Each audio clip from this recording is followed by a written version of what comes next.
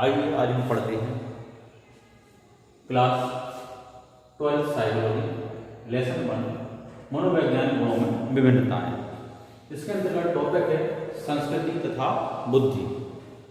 संस्कृति तथा बुद्धि एक प्रमुख विशेषता यह है कि पर्यावरण से अनुकूलित होने में व्यक्ति की सहायता करती है। बुद्धि क्या करती है? पर्यावरण से अपने चारों ओर के वातावरण से अनुकूलित होने के लिए व्यक्ति की मदद करती है। इसे बुद्धि कहते हैं। संस्कृति जिसमें व्यक्ति विकसित होता है, पला है, बड़ा है, विकसित हुआ है, जिसमें उसका रहन सहन है, वह उसकी संस्कृति है। उस संस्कृति के अनुसार व्यक्ति की बोली भाषा होती है। एक रूसी वैज्ञानिक मनोवैज्ञानिक वाइगॉट्स्की ने कहा है कि संस्कृति एक ऐसा सामाजिक संदर्भ प्रदान करती है जिसमें व्यक्ति रहता है, जिसमें हम रहते हैं, वह हमारी संस्कृति है। और जो हमारी बुद्धि है वह हमें अपने पर्यावरण से अनुकूलन करने हेतु हमें मदद करती है। नेक्स्ट टॉपिक दिया है भारतीय परंपरागत बुद्धि का। तो भारतीय परंपरागत बुद्धि क्या है? तो इसमें तकनीकी बुद्धि के संप्रदाय में विपरीत भारतीय परंपरा में बुद्धि की जिस प्रकार से बुद्धि को समझाया गया है उसे समकालिक बुद्धि कहते हैं, जिसमें समाज तथा संपूर्ण वैश्विक पर्यावरण से व्यक्ति के संबंधों तथा समाज और संपूर्ण पर्यावरण को इसमें सम्मिलित किया गया। तो भारतीय परंपरा में बुद्धि के द्वारा सभी प्रकार के तत्वों को सम्मिलित किया गया है, जिसमें व्यक्ति रहता है, जिस समाज में रहता है, जिस प्रकार की चीज़ों को उपयोग करता है। तो संपूर्ण वैश्विक पर्यावरण से व्यक्ति के संदर्भों को अधिक महत्व प्रदान किया गया है। इसमें नेक्स्ट दिया गया है संज्ञानात्मक अभिक्षमता। तो इसमें संज्ञानात्मक अभिक्षमता भारतीय परंपरा में बुद्धि के अंतर्गत संज्ञानात्मक अभिक्षमता, सामाजिक अभिक्षमता, सांवेगिक अभिक्षमता, उद्यमी अभिक्षमता ये टॉपिक आते हैं। तो इसके अंतर्गत संज्ञानात्मक अभिक्षमता वह है जिसमें व्यक्ति में सोचने समझने की संवेदनशीलता पाई जाती है, किसी समस्या का समाधान निकालने की समस्या पाई जाती है। उस क्रिया को संज्ञानात्मक अभिक्षमता के नाम से जाना जाता है, जिसमें व्यक्ति सोच विचार करके निर्णय लेने की क्षमता रखता है। नेक्स्ट है सामाजिक अभिक्षमता। इसके अंतर्गत व्यक्ति अपने से छोटों और बड़ों का सम्मान करता है, छोटों और बड़ों से किस प्रकार से बर्ताव करना है, किस प्रकार से बिहेवियर करना है, ये सब यहाँ पर सामाजिक अभिक्षमता के अंतर्गत समाज के लोगों के साथ किस प्रकार से मिलजुल कर रहना है, ये सिखाया जाता है। नेक्स्ट है सांवेगिक अभिक्षमता। अब सांवेगिक अभिक्षमता व्यक्ति के अंदर बहुत सारे संवेग आते हैं, जैसे अपने संवेगों पर आत्मनियमन करना तथा आत्म परिवीक्षण करना, ईमानदारी, शिष्टाचार, अच्छा आचरण, आत्म मूल्यांकन आदि सांवेगिक क्षमता में आता है। नेक्स्ट है उद्यमी क्षमता। तो उद्यमी क्षमता के अंतर्गत प्रतिबद्धता, अध्यवसाय, धैर्य, कठिन परिश्रम, सतर्कता तथा लक्ष्य निर्देशित व्यवहार करना इस उद्यमी क्षमता के अंतर्गत आता है। आइए नेक्स्ट पढ़ते हैं यहाँ पर सांवेगिक बुद्धि। अब मनुष्य के मस्तिष्क में बहुत सारे प्रकार के संवेग चलते रहते हैं। सांवेगिक बुद्धि का संप्रदाय मेयर नामक मनोवैज्ञानिक ने प्रस्तुत किया है। अपने तथा दूसरे व्यक्तियों के संवेगों का परिवीक्षण करने तथा उनमें विभेदन करने की क्षमता या योग्यता तथा प्राप्त सूचना के अनुसार अपने चिंतन तथा व्यवहार को निर्देशित करने की योग्यता ही सांवेगिक बुद्धि कहलाती है। नेक्स्ट है विशिष्ट योग्यताएं। अब कई लोगों में विशिष्ट योग्यताएं होती हैं। तो विशिष्ट योग्यताओं के लिए जैसे किसी व्यक्ति में अभिक्षमता क्रियाओं के किसी विशेष क्षेत्र की विशेष योग्यता रखना अभिक्षमता कहलाता है। अभिक्षमता विशेषताओं का एक ऐसा संयोजन है जिसके द्वारा व्यक्ति प्रशिक्षण के उपरांत किसी विशेष क्षेत्र के ज्ञान अथवा कौशल अर्जन करने की क्षमता विकसित करता है। इसे विशिष्ट योग्यताएं कहते हैं। ठीक, जैसे पढ़ाई के साथ साथ कंप्यूटर का ज्ञान एवं खेल, तो ये विशिष्ट योग्यता है। तैराकी, तो तैरना भी विशिष्ट योग्यता कहलाती है। तो पढ़ाई के साथ अन्य कार्यों को करने की क्षमता, सीखने की क्षमता विशिष्ट योग्यताएं कहलाती हैं। अभिक्षमता स्वरूप एवं मापन नेक्स्ट दिया गया है। अभिक्षमता स्वरूप एवं मापन। तो ये विशिष्ट योग्यताओं के अंतर्गत ही आता है कि व्यक्ति की कितनी अभिक्षमता है, क्या कार्य करने की क्षमता है, कैसा वो कार्य कर सकता है और क्या क्या सीखने की क्षमता रख सकता है, वह उसकी अभिक्षमता कहलाती है। कि पढ़ाई के साथ साथ और अन्य गतिविधियों को भी स्टूडेंट सीखने की अभिक्षमता रखते हैं एवं उसका मापन भी किया जा सकता है कितना उसने सीखा, क्या सीखा, कितना सीखा। तो अगर पढ़ाई के साथ उसने कंप्यूटर सीखा है या कोई गेम्स को सीखा है तो उसने कितना सीखा, क्या सीखा, वो उसका मापन कहलाएगा। अगर तुमने यदि पढ़ाई के साथ तैराकी प्रतियोगिता में भाग लेना है तो तैरना जानते हो, तेरा तैर के बताओ। या आपने पढ़ाई के साथ साथ कंप्यूटर का भी ज्ञान लिया है, कंप्यूटर चलाना जानते हैं तो जरा कंप्यूटर के बारे में जानकारी बताइए। तो उसकी उस जो सीखा है उसने उसके बारे में जानकारी प्राप्त करना और उसको मापना या उसकी जांच करना मापन कहलाता है। अभिक्षमता और उसका मापन कहलाता है। तो इसके अंतर्गत अभिक्षमता स्वरूप के अंतर्गत बहुत सारी चीजें जैसे 8 स्वतंत्र उप परीक्षण दिए गए, जैसे शाब्दिक तर्कना, आंकिक तर्कना, अमूर्त तर्कना, लिपिकी तर्कना, गति, परिशुद्धता, यांत्रिक तर्कना, देशिक एवं स्थानिक संबंध, वर्तनी, भाषा का उपयोग, ये 8 इसमें उप परीक्षण दिए गए हैं अभिक्षमता मापन के। तो यांत्रिक में जैसे शाब्दिक में तो आप कितना अच्छा बोल रहे हैं, किस प्रकार से बोल रहे हैं, शाब्दिक तर्कना के अंतर्गत ही आएगा।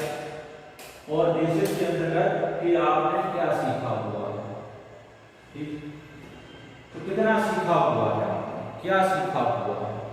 तो ये मापन इन चीजों का किया जा सकता है। व्यक्ति की शाब्दिक तर्कना कितने अच्छे शब्दों में बोल सकता है, आंकिक तर्कना और अंकों के आधार पर कि आप कितने अंक प्राप्त हुए हैं, अमूर्त तर्कना, लिपिकी तर्कना, आप कितना अच्छा लिख लिख सकते हो, कितना अच्छा आप टाइप कर सकते हो, किसी यंत्र के बारे में आप क्या जानते हैं, तो यांत्रिक तर्कना का मापन किया जा सकता है, पूछा जा सकता है। तो इसमें देशिक, स्थानिक, किसी स्थान के बारे में आप क्या जानते हैं, वर्तनी, भाषा, भाषा क्या है, कौन सी आपने भाषा सीखी है, तो इन सब चीज़ों के बारे में जानकारी ली जा सकती है।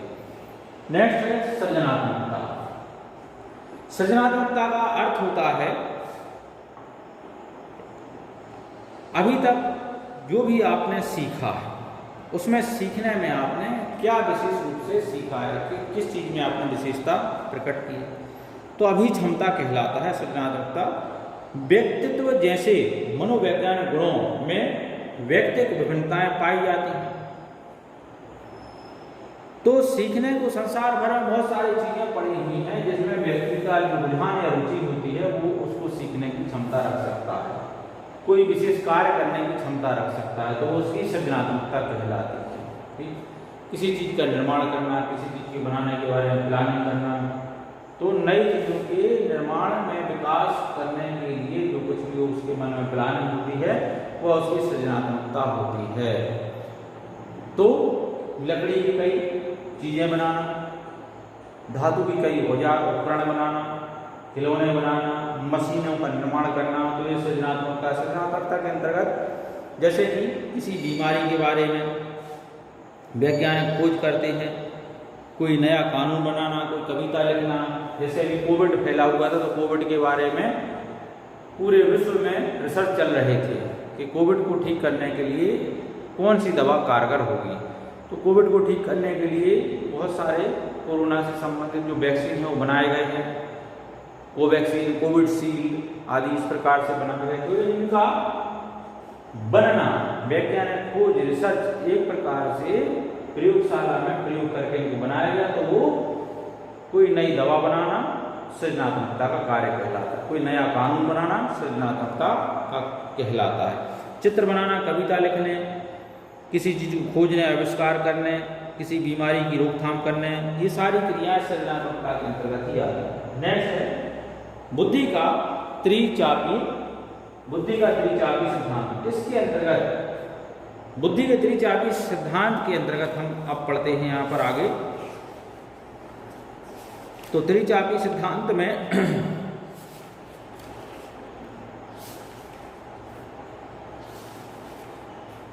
इस सिद्धांत को रॉबर्ट स्टर्नबर्ग नामक मनोवैज्ञानिक ने 1985 में दिया था।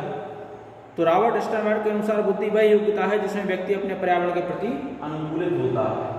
अब इसमें त्रिचापी सिद्धांत के अंतर्गत 3 चाप या 3 घटक आते हैं, जैसे घटकी बुद्धि, अनुभाविक बुद्धि, सांदर्भिक बुद्धि। 3 घटक हैं, 3 चापों में इनके लिए विभाजित किया गया, इसलिए इनको त्रिचापी कहा गया। जैसे घटकी बुद्धि, तो घटकी बुद्धि का विश्लेषण व्यक्ति द्वारा किसी समस्या का समाधान करने के लिए सूचनाओं का विश्लेषण करता है, और इस बुद्धि की अधिक मात्रा रखने वाले लोग विश्लेषणात्मक एवं आलोचनात्मक ढंग से सोचते हैं। तो किसी घटना या समस्या का समाधान भी किया जा सकता है और इसका आलोचनात्मक दृष्टिकोण से भी लोग देखते हैं और विश्लेषणात्मक रूप से भी लोग देखते हैं। ऐसा हुआ तो क्यों हुआ, ऐसा हुआ तो किस प्रकार से हुआ, कैसे हुई होगी कोई घटना। तो ये विश्लेषणात्मक हो गया, विश्लेषण करना, खोजबीन करना, जांच पड़ताल करना। दूसरा होता आलोचना, अरे ऐसा क्यों, ऐसा हो ही नहीं सकता, ये तो ऐसा होना ही नहीं चाहिए था। तो कुछ लोग विपक्ष में आलोचना भी करते किसी घटना या समस्या के बारे में। तो ये नेक्स्ट दूसरा है अनुभाविक बुद्धि। तो अनुभाविक या सृजनात्मक बुद्धि वह बुद्धि कहलाती है जिसके द्वारा व्यक्ति किसी नई समस्या के समाधान हेतु अपने पूर्व के अनुभवों के बारे में जानता हो, पूर्व से उसे अनुभव हो, तो अनुभवों का सृजनात्मक रूप से उपयोग करता है। किसी विशेष परिस्थिति में वे तुरंत समझ जाते हैं कि कौन सी सूचना अधिक निर्णयात्मक होगी। तो पूर्व के अनुभवों के आधार पर ही इसे अनुभाविक बुद्धि कहते हैं। किसी समस्या का समाधान निकालने के लिए पूर्व के अनुभव व्यक्ति के लिए सहायक होते हैं। जैसे पूर्व के अनुभव में, जैसे पिछले समय में कोई बाढ़ में फंस गया हो, तो बाढ़ में किस प्रकार से लोगों की मदद कर सकते हैं, कैसे निकला जा सकता है, कैसे लोगों ने उसकी मदद की थी, तो आप पूर्व के अनुभव होते हैं। तो इस साल लोग बाढ़ समस्या से ग्रसित लोग हैं, उनकी मदद करने हेतु वो अपने दिशा निर्देश दे सकता है। पहले कभी किसी को एक्सीडेंट हुआ हो या बाइक से साइकिल से फिसल कर गिर पड़ा हो, तो उसको मालूम है कि हम इस प्रकार से, इस गति से चलाएंगे, इस प्रकार से मोड़ेंगे, अनियंत्रित चलाएंगे तो एक्सीडेंट हो सकता है, फिसल सकते हैं। तो वो अगले बार से लोगों को जानकारी देगा कि हमें ऐसा नहीं चलाना चाहिए, वाहन को धीमे चलाना चाहिए। तो अनुभाविक बुद्धि के आधार पर वो दूसरों को भी सलाह दे सकता है। सांदर्भिक बुद्धि नेक्स्ट है, तीसरा है सांदर्भिक बुद्धि। तो सांदर्भिक बुद्धि या व्यवहारिक बुद्धि वह बुद्धि होती है जिसके द्वारा व्यक्ति अपने दिन प्रतिदिन के जीवन में आने वाली पर्यावरणीय मांगों से निपटता है। आप व्यवहारिक बुद्धि या व्यवसायिक भी कह सकते हैं इसके लिए। तो दिन प्रतिदिन के आने वाली समस्याओं से, दिन प्रतिदिन की मांगों से व्यक्ति निपटता है। आज हमारे लिए ये चीज़ की आवश्यकता है, कल ये चीज़ की आवश्यकता थी, परसों ये चीज़ की आवश्यकता हो सकती है और हमें इस चीज़ की आवश्यकता प्रतिदिन होती है। तो समस्याएं व्यक्ति की दिन प्रतिदिन जुड़ी रहती हैं और उन समस्याओं और मांगों से व्यक्ति जीवन यापन करने हेतु निपटता रहता है। तो इसे सांदर्भिक बुद्धि कहते हैं। तो आज की क्लास में इतना ही, अगली क्लास में हम फिर जुड़ेंगे। सभी को नमस्कार।